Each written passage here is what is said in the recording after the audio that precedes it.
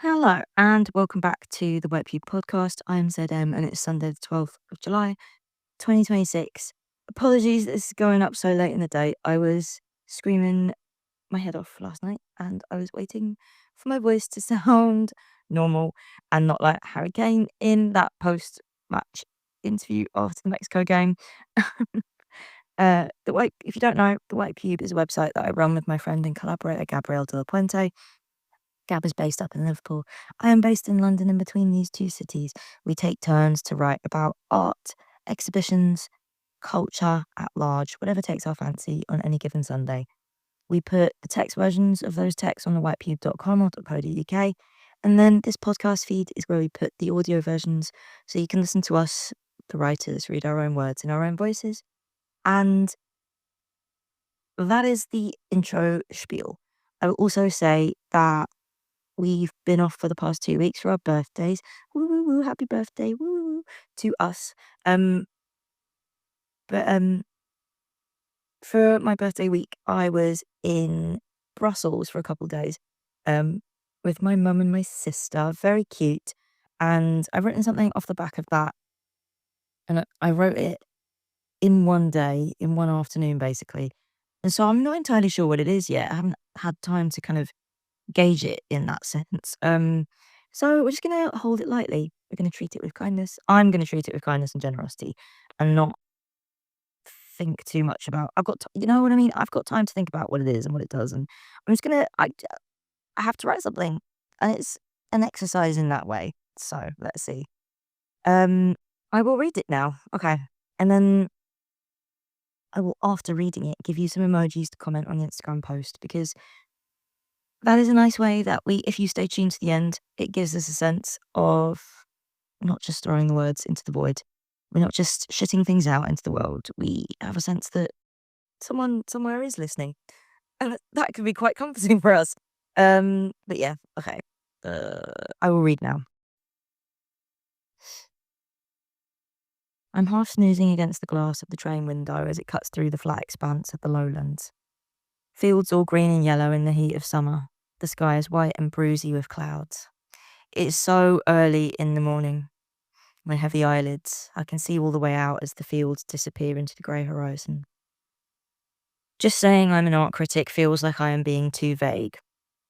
Sometimes I am a crazed stalker, a fan. Sometimes I am a pilgrim. I like to write about things I enjoy, but I try not to write about the things I love. Love can fall apart when it is closely inspected. I find that the mystery is part of the appeal. 4 years ago in Lisbon, I attempted a first version of this pilgrimage. I set out to the Arte Antiga to find a dusty hole where this painting was meant to be, and a sign saying it was on loan in Milan. When I got home, I searched for flights to Milan to find that the show had closed anyway. I imagined it in a back room somewhere, in transit. No worries, a good pilgrim is patient. Now, speeding through the Belgian countryside, I'm on my way to narrative closure. My sister is asleep next to me, her head on my shoulder. We are both on a pilgrimage, you see. She is wearing glitter on her nose. Tonight she will be in the crowd listening to a K-pop boy band, reunited and fresh from military service. Tomorrow she will show me a video on her phone. Jungkook walks right past her, fireworks popping in the blue sky above, and my sister is screaming like the world will end when the song is over. She's making a sound I have never heard coming out of a human being before, and I laugh because how lovely. To love something so much, it makes you howl like a crazed wolf. In Brussels, the Museum of Old Masters has a workshop copy of Hieronymous Bosch's Triptych of the Temptation of St. Anthony. I obviously know that this is not the original, that's back in Lisbon now, but the copy in Brussels was still made in Bosch's workshop around the same time as the original. It is mostly the same, except for the frame. I don't care too much about the aura of the original. I just want to see the object of my affection. Because even before I set out as a pilgrim the first time, I knew what this painting looked like, and I knew that I loved it. St. Anthony the Great, the first monk, he lived in the 3rd century, a hermit in the actual desert. The devil sent demons to scare him, gold to tempt him, naked women to test his faith. And angels carried him through the air, and mid-flight he was ambushed by winged demons who pulled at his hair and his beard. He is the patron saint of skin diseases, brushmakers, and grave diggers, and medieval Europeans were obsessed with painting the vision of his temptations. In Bosch's version, St. Anthony rests at a well, a vision of Christ on the cross before him. He turns to gesture at this miracle.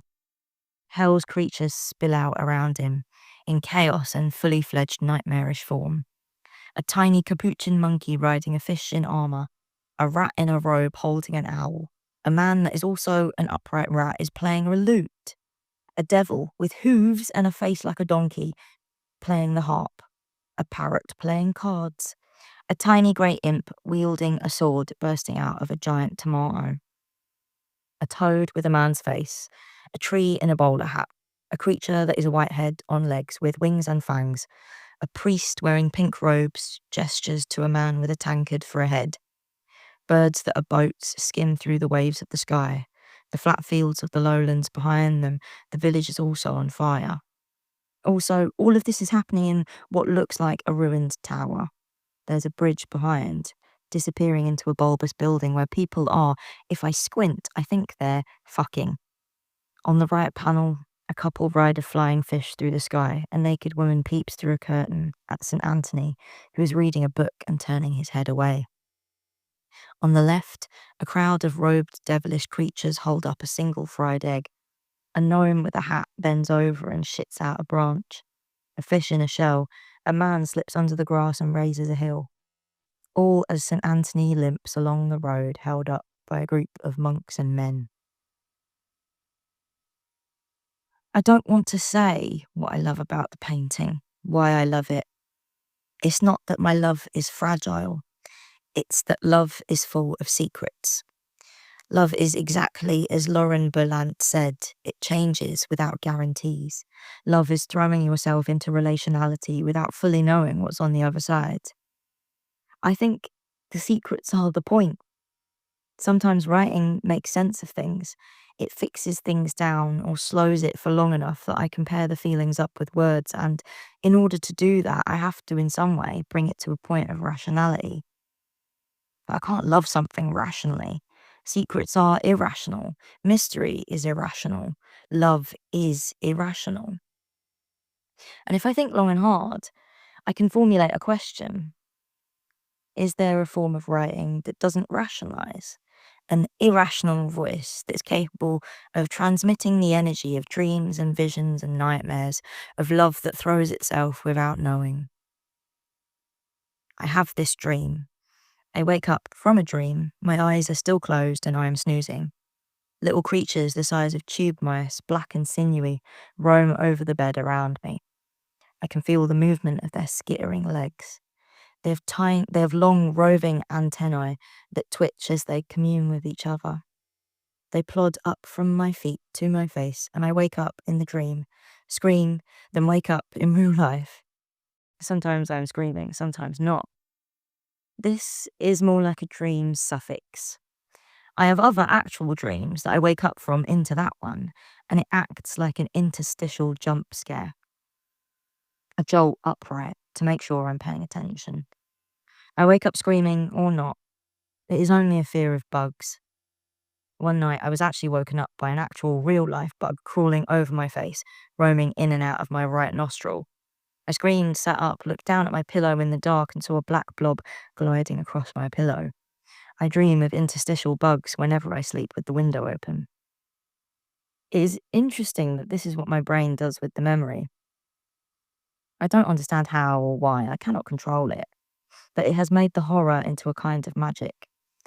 The interstitial bugs are cute in their own weird way.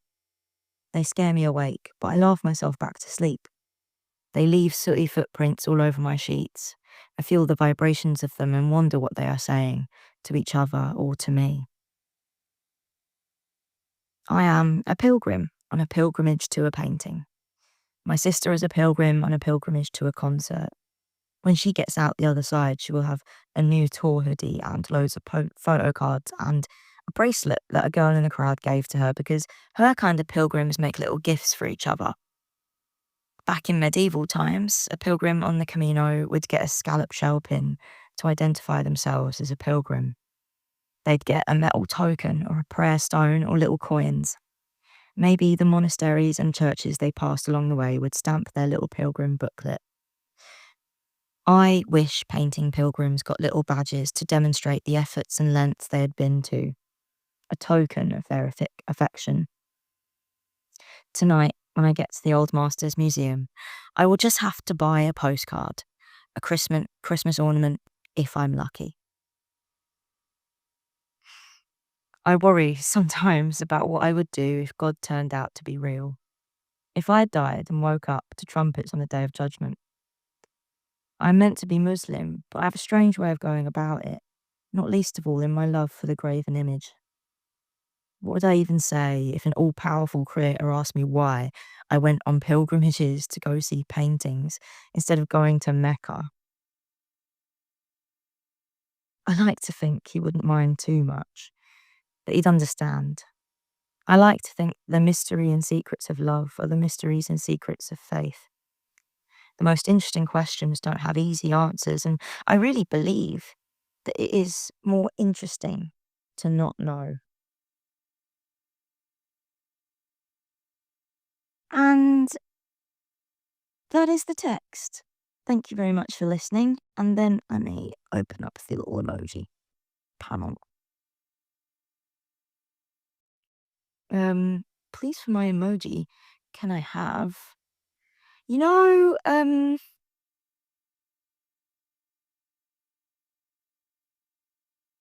little devil emojis? They're in the, like, face section, and it's, like, the little red face with the googly eyes and then the red face with the big nose next to the other, like, the actual purple devils. They're just after them, between them and the clown. Can I have either one of those 2 little, goblin imp faces? Um, I'm hovering over them and they're saying goblin and ogre, and I have a feeling that these have got, like, a cultural specificity that I'm not aware of. Like, are these masks from some, like, theatrical I'm gonna Google this when I turn off the recording. Um, but yeah, can I have those? Because those are the closest to, like, little devilish creatures, and either that or actually maybe some of the actual there are, like, goblin and oh no, they're zombie emojis. Yeah, I'll stick with the red faces, please. Can I have those on the Instagram post for today? And beyond that, thank you for listening, and I'll catch you next time. Bye.